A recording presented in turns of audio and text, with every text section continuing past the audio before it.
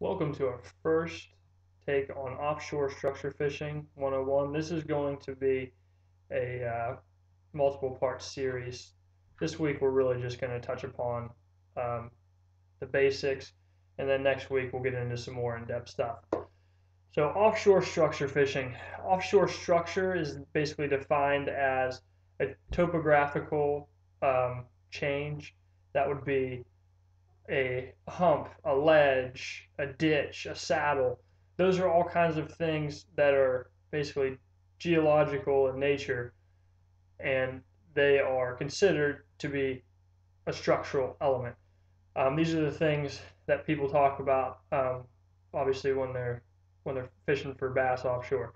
They talk about ledges. You're going to talk about humps. That kind of stuff is basic nomenclature when referring to offshore structure fishing. Offshore structure fishing, you don't want to get structure confused with cover. So structure are those geological features. Cover is going to be things like bushes that have been planted there, cribs, a fallen tree, something like that, something that has been added after the fact. Rock piles, stuff like that too. Uh, Another thing to consider when we're looking at offshore structure is where to find the fish. Obviously, that's the biggest question.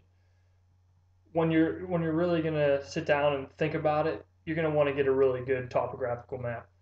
There's a lot of places you can find them online. They even sell some decent ones in like a Walmart or your tackle shop. Those ones are going to give you a basic overview of it, but there's a lot more that have some more in-depth features on them. From that point, I'm going to start looking for irregularities. It's not always going to be clearly visible. Sometimes you actually have to go out and see for yourself. And that's where good electronics comes into play.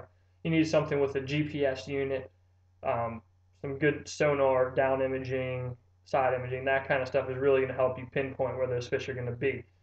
So not all cover is created equal in this. If you're fishing a ledge, there may be a lot of cover sporadically over a course of a mile of that ledge or however much you're going to narrow it down to. The productive cover is going to be near a structural irregularity. So be that a stump, a drop off that is either more tapered or a quicker drop into deeper water. Something that's different from the overall normalcy of that ledge is going to be something that's going to hold a lot of fish generally. That's where those fish are going to school up, and that's where you can really catch a big bag. This is basically the system I follow when I'm looking for fish.